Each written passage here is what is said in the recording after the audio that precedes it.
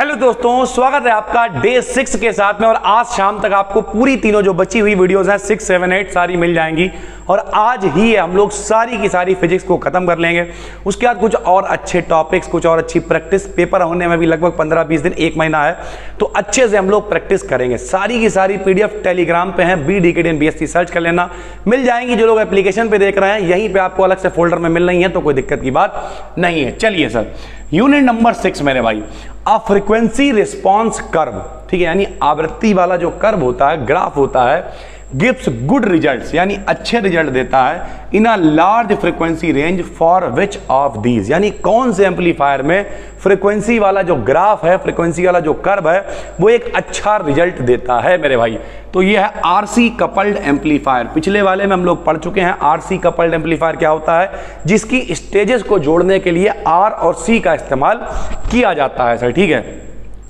RC coupled amplifier के लिए जो मिड फ्रीक्वेंसी रेंज है, वोल्टेज गेन फ्रीक्वेंसी के साथ में, ठीक है, मिड फ्रीक्वेंसी रेंज मतलब बीच की आवृत्ति है, ना बहुत ज्यादा ना बहुत कम, में जो वोल्टेज गेन है, जो वोल्टेज प्राप्त हो रहा आवृत्ति के साथ में, फ्रीक्वेंसी के साथ में कैसा रहता है, तो हमेशा कांस्टेंट रहता है सर, ठीक है। In RC coupled amplifier, RC coupled amplifier में load resistance and coupling capacitor are use. देखिए नाम से पता चल रहा है आर सी, आर माने रेजिस्टेंस, आर माने रेजिस्टेंस, सी माने कैपेसिटर, तो आर और सी यूज किए जाते हैं काय में, आरसी कपल्ड एम्पलीफायर में, ठीक है। The current is flowing the half cycle of the amount of the output, this is the class B amplifier. हमने आपको बताया था class A amplifier, class B amplifier, तो जिसमें पूरी साइकिल में करंट का फ्लो होता है वो क्लास ए होता है, जिसमें आधे में होता है वो क्लास बी होता है, जिसमें आधे से ज्यादा होता है वो क्लास ए बी होता है, जिसमें आधे से कम होता है वो क्लास सी एम्पलीफायर होता है, इस तरीके से सर, ठीक है। तो सीसी का मतलब कॉमन कलेक्टर, तो common collector amplifier has the highest, common collector में करंट गेन सबसे ज्यादा होता है, धारा लाभ सबसे ज्यादा होता है। तरीका क्या होता है हमने आपको बता रखा है कि मान लिया कोई ट्रांजिस्टर है, उस ट्रांजिस्टर में 3 मेरे भाई पार्ट होते हैं। जरा देखिए सर, ट्रांजिस्टर में कितने पार्ट होते हैं, 3 पार्ट होते हैं मेरे भाई। सबसे पहला पार्ट होता है एमीटर, जहां से चीजें चलती हैं, बीच में होता है बेस और आखिरी में होता है कलेक्टर मेरे भाई, ठीक है। तो एमीटर से चलेंगे, बेस से होते हुए कलेक्टर में पहुंचेंगे।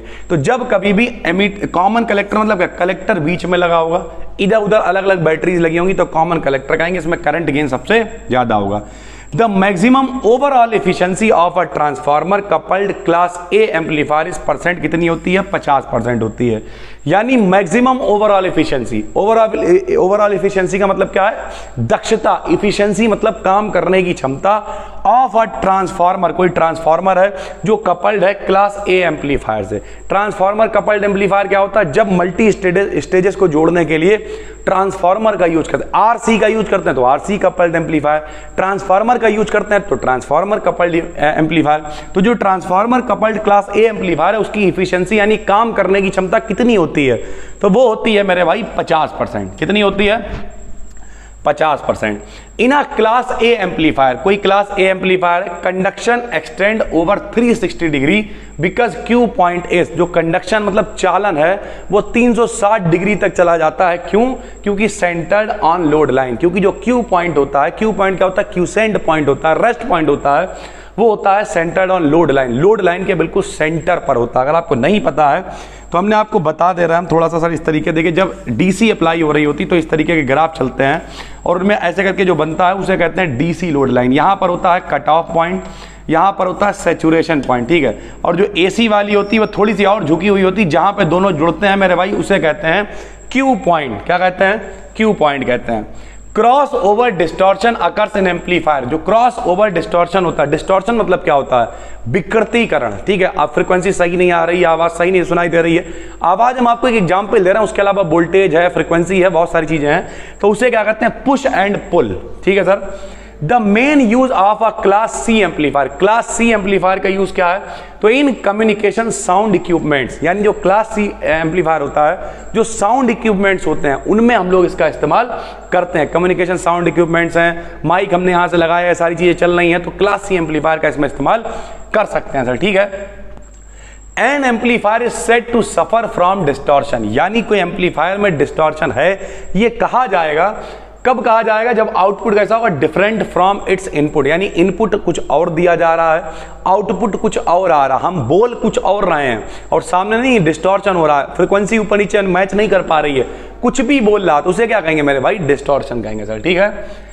एन आइडियल एम्पलीफायर है, एन आइडियल एम्पलीफायर, एक आदर्श एम्पलीफायर कौन सा होता है? तो नॉइज फैक्टर ऑफ यूनिटी, जिसमें नॉइज फैक्टर कितना होता है? 1 होता है, यानी कोई भी एक्सटर्नल नॉइज नहीं, नॉइज रिडक्शन करे, जो हम बोले वही सामने आउटपुट दे, उसे हम लोग कहते हैं ideal amplifier. The maximum power efficiency of class A amplifier की पावर इफिशिएंसी ज्यादा ज्यादा कितनी हो सकती है? तो भाई 25% हो सकती है। Which of these are transistor biasing methods, कौन कौन से ट्रांजिस्टर बायसिंग मेथड है? तो कई मेथड होते हैं, जैसे बेस बायस करा सकते हो, एमीटर बायसिंग करा सकते हो, वोल्टेज डिवाइडर करा सकते हो, ये सारी चीजें होती हैं सर, ठीक है। इन ट्रांजिस्टर बायसिंग स्टेबिलिटी फैक्टर को काहे से लिखते हैं? तो मेरे भाई कलेक्टर करंट को लिखते हैं IC से, लीकेज करंट को लिखते हैं IBO से, तो डेल IC बटे डेल ICBO का हो जाएगा, दोनों का जो अनुपात है उसे हम लोग कहेंगे स्टेबिलिटी फैक्टर, ठीक है sir. A class B push pull amplifier is free from, जो क्लास बी एम्पलीफायर होता है वो किससे फ्री होता है? तो सेम फेज फ्रीक्वेंसी डिस्टॉर्शन से। किससे? सेम फेज फ्रीक्वेंसी डिस्टॉर्शन इसमें नहीं होता है मेरे भाई। डिस्टॉर्शन समझते हो? विकृतीकरण, बोल कुछ और रहा है, सुनाई कुछ और दे रहा है, ये वाला मामला सर, ठीक है। The total efficiency of a transistor amplifier is 70%, 70% efficiency है। कौन सा एम्पलीफायर है? तो कौन सा होगा मेरे भाई? क्लास बी एम्पलीफायर होगा। क्लास बी एम्पलीफायर क्या होता है? जिसकी इफिशियंसी 50% से ज्यादा होती है सर, ठीक है, या फिर कह सकते हैं 50% के करीब करीब सर, ठीक है। The efficiency of a transformer coupled class A amplifier, transformer coupled अगर क्लास ए एम्पलीफायर तो कितनी होगी? 50% होगी, ठीक है। The stability factor base resistance biasing के लिए स्टेबिलिटी फैक्टर कितना होता है? तो बीटा +1 होता है। इन सब की प्रैक्टिस करो, लिख लिख के देखो, बार बार प्रैक्टिस करो, ये सारे छटे हुए ब्रह्मास्त्र क्वेश्चन है मेरे भाई। मान के चलो 1 यूनिट में हमने अगर आपको 50 क्वेश्चन दिए तो 8 में कितने? 400 क्वेश्चन हुए भाई। 400 क्वेश्चन कितनी बार? अगर डेली भी एक बार पढ़ोगे बैठ के 400 क्वेश्चन तो बहुत आराम से लगा आओगे यार, कोई दिक्कत की बात नहीं। There is phase reversal of input signal in a common emitter amplifier, जहां कहीं भी कॉमन एमीटर एम्पलीफायर आए समझ लेना वहां पे फेज रिवर्सल होगा, कलांतर उल्टा हो जाएगा, रिवर्स हो जाएगा सर, ठीक है। और ये क्वेश्चन इंपॉर्टेंट है, आ सकता है। कौन सा एम्पलीफायर इसमें जो हाईएस्ट आउटपुट इंपीडेंस मिलता है? तो CB होता है, कॉमन बेस होता है सर, ठीक है। करंट गेन हाईएस्ट मिल जाए तो कॉमन कलेक्टर होता है सर, ठीक है। An amplifier is an electronic device, amplifier एक ऐसी इलेक्ट्रॉनिक डिवाइस है दैट इंक्रीजेज, जो बढ़ाएगी। एम्पलीफायर का काम क्या होता है? बढ़ाना मेरे भाई, वोल्टेज को बढ़ाएगी, पावर को बढ़ाएगी, आवाज को बढ़ाएगी, इन सबको बढ़ाएगी ना sir.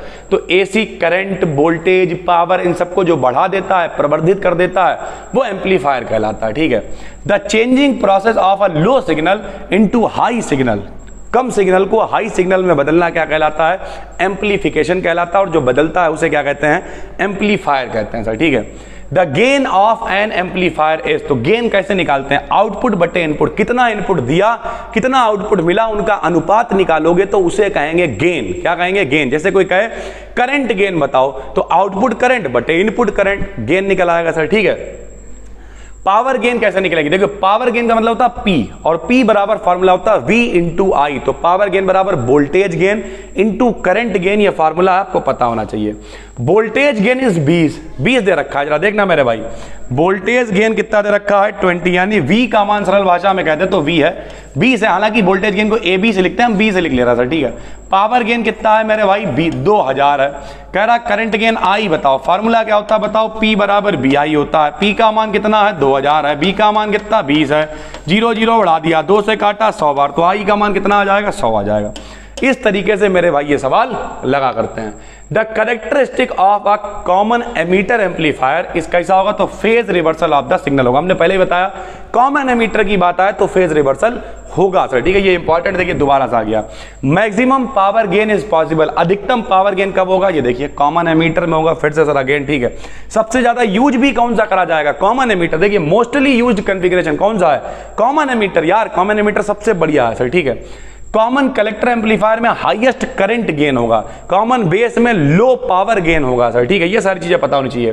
The required energy to active an amplifier is got from, अगर आपको कोई एम्पलीफायर को एक्टिव करना है तो उसके लिए जो एनर्जी चाहिए कहां से लाओगे? तो DC पावर सप्लाई से लेके आओगे सर, ठीक है।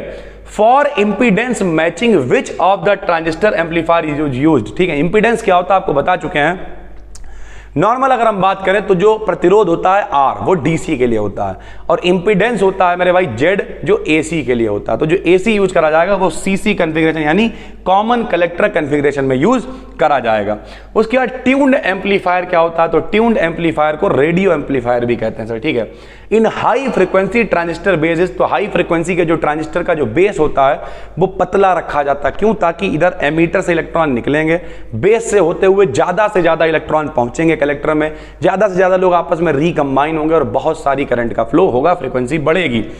At a constant frequency the tuning is done IF amplifier. जब कांस्टेंट फ्रीक्वेंसी पर ट्यूनिंग करी जाती है तो उस एम्पलीफायर को क्या कहते हैं? उसे कहते हैं IF एम्पलीफायर। ठीक है भाई।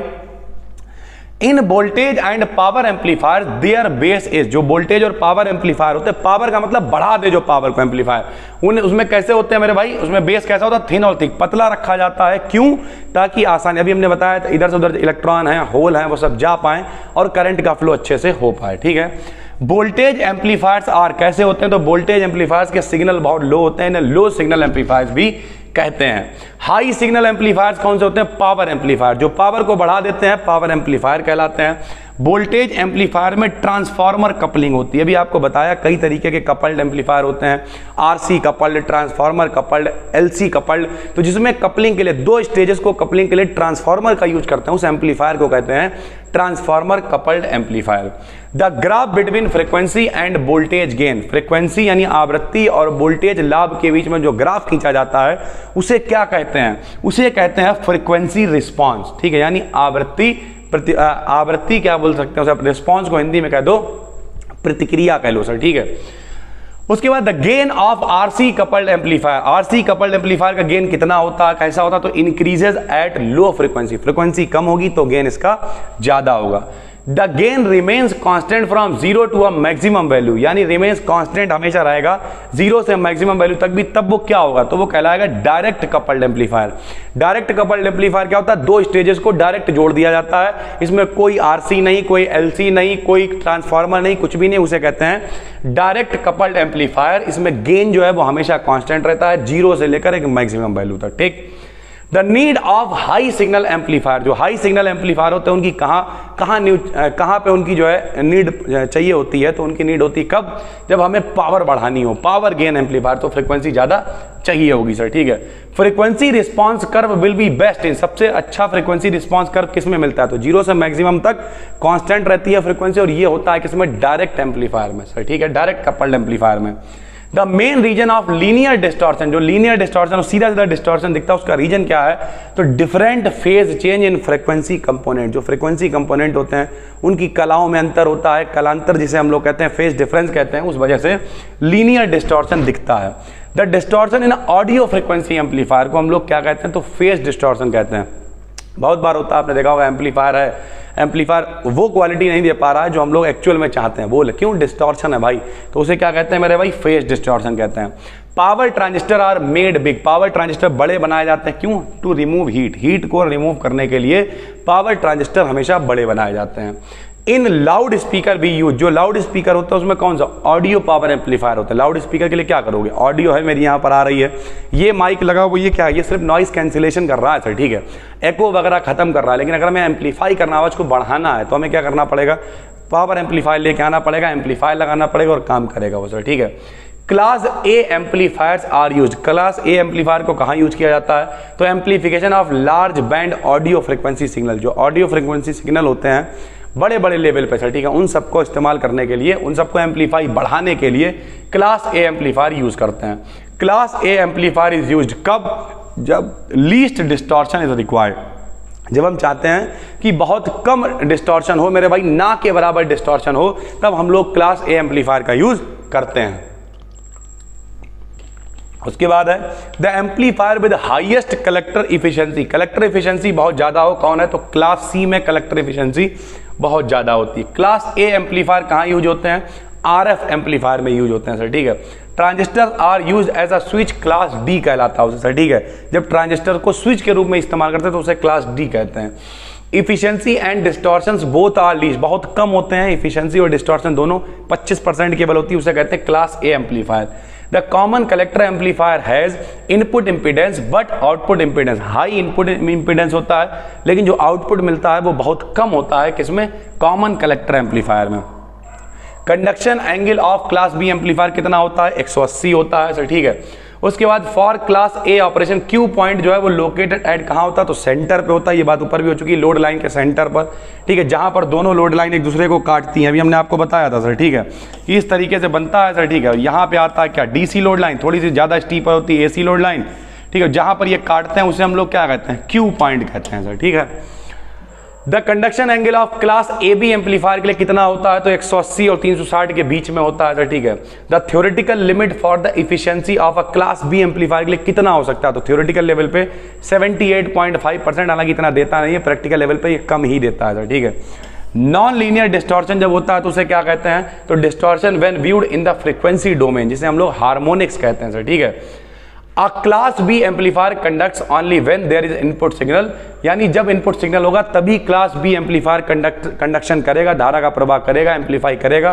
क्लास बी ये बिल्कुल ठीक है, इनपुट सिग्नल तो होना ही चाहिए वरना एम्पलीफायर क्या ही करेगा सर, ठीक है। Small signal produces no distortion, जो बहुत छोटे छोटे सिग्नल होते हैं उनमें डिस्टॉर्शन नहीं होता है, बड़े सिग्नल होंगे तब उसमें डिस्टॉर्शन होगा सर, ठीक है। Class A and class B operations have opposite burst case condition, this statement is true, यानी ए और बी दोनों होते हैं, उनकी कंडीशन बिल्कुल अलग अलग होती है और ये बिल्कुल ठीक है सर, ठीक है। A class B amplification conducts only when there is input signal, class B हो क्लास ए हो कोई भी हो, जब इनपुट सिग्नल होंगे तभी वो काम करेगा सर, ठीक है। तो ये थी अपनी यूनिट नंबर 6, ठीक है। और यूनिट नंबर 7 और 8 भी अभी हम लौट के आके बनाएंगे, फिलहाल तो अभी हम जाएंगे घर पे खाना वगैरह खाएंगे, तब तक ये वीडियो पब्लिक होगी, आज शाम तक की कोशिश रहेगी, पूरी फिजिक्स आपकी खत्म हो जाएगी और मन लगा के पढ़ना है, कुछ जो बहुत अच्छे टॉपिक्स हैं उन्हें भी पढ़ाएंगे, बिल्कुल भी टेंशन नहीं लेनी है। हम मिलते हैं आपसे एक और वीडियो में, तब तक के लिए धन्यवाद।